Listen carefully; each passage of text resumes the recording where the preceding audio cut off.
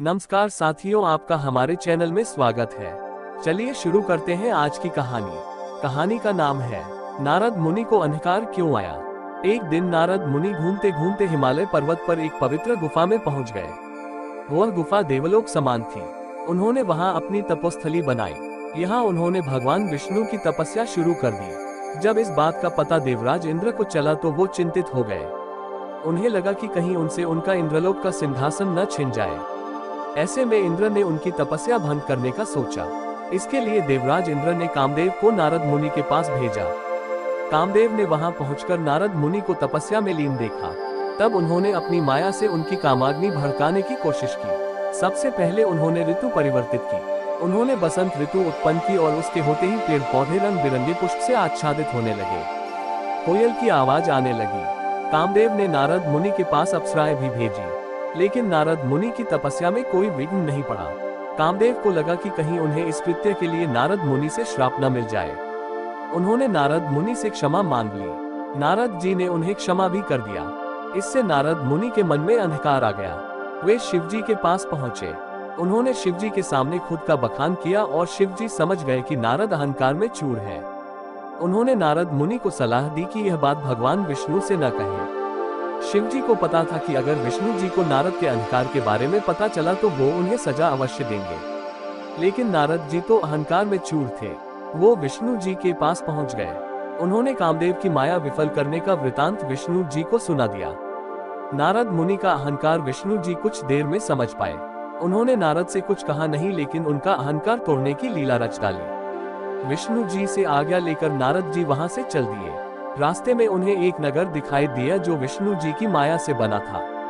यहाँ का राजा शीलनिधि था। उसकी पुत्री विष्णुमोहिनी थी।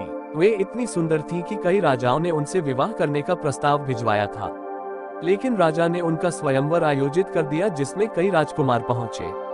नारद मुनि नगर में पहुंचकर राजा शीलनिधि से मिलने गए।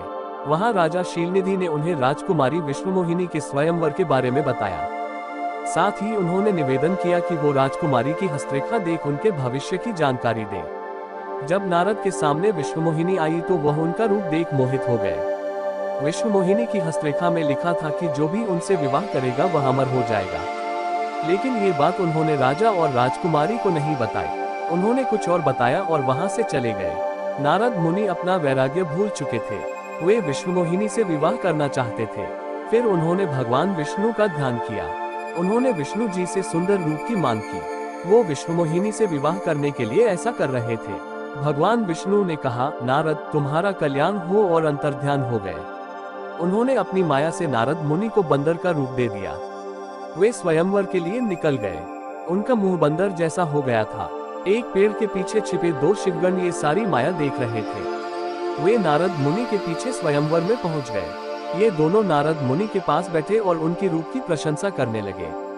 इससे उनका अहंकार और भी बढ़ गया। जब राजकुमारी विष्णुमोहिनी वरमाला लेकर आई तो उन्होंने एक अन्य राजकुमार के गले में वरमाला डाल दी। राजकुमारी ने नारद मुनि को देखा ही नहीं। वह राजकुमार और कोई नहीं बल्कि भगवान विष्णु ही थे। ये देख नारद के मन में क्रोध और ईर्ष्या का भाव जाग उठा। इस दौरान शिवगण भी उनका परिहास करने लगे।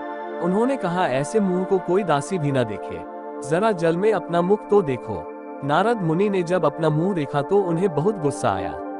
उन्होंने शिवगणों को राक्षस बनने का श्राप दिया और विष्णु जी से मिलने निकल गए। तब तक उनका मुंह भी सामान्य हो चुका था। रास्ते में उन्हें विष्णु जी मिले। उनके साथ माता लक्ष्मी और विष्णुमोहिनी भी थी। ये देख नारद मुनि विष्णु जी की माया समझ गए। नारद मुनि का क्रोध इतना बढ़ गया था कि वे विष्णु जी को न जाने क्या क्या कहने लगे। नारद मुनि ने कहा कि उन्होंने उनके साथ छल किया है। इसका परिणाम उन्हें भुगतना पड़ेगा। आपने मनुष्य रूप धारण कर विष्णुमोहिनी को प्राप्त किया है। ऐसे में मैं आपको श्राप देता हूँ कि आप मनुष्य योनि में जन्म लेंगे और स्त्री वियोग से गुजरेंगे। आपने मुझे वानर बनाया है, इसलिए आपको वानरों की ही मदद लेनी होगी। विष्णु जी ने नारद मुनि के श्राप को स्वीकार किया और अपनी माया के प्रभाव से नारद मुनि को मुक्त किया। मुक्त होने के बाद नारद मुनि को पछतावा हुआ, लेकिन वो श्राप वापस नहीं ले सकते थे। इसके बाद वो शिवगण के पास पहुंचे और उनसे क्षमा मांगी। तब नारद मुनि ने कहा, मेरा श्राप वापस तो नहीं हो सकता। तुम रावण और कुंभकर्ण के रूप में जन्म लोगे और पूरे विश्व पर अपने बल से विजय प्राप्त करोगे। तुम दोनों को मोक्ष की प्राप्ति भगवान श्री राम के हाथों मृत्यु प्राप्त कर होगी। नारद मुनि श्राप के कारण ही विष्णु जी को श्री राम के रूप में जन्म लेकर सीता वियोग सहना पड़ा था। साथियों, आपको ये कहानी कैसी लगी? अगर अच्छी लगी है तो कृपया हमारे चैनल को सब्सक्राइब और शेयर जरूर करें। धन्यवाद।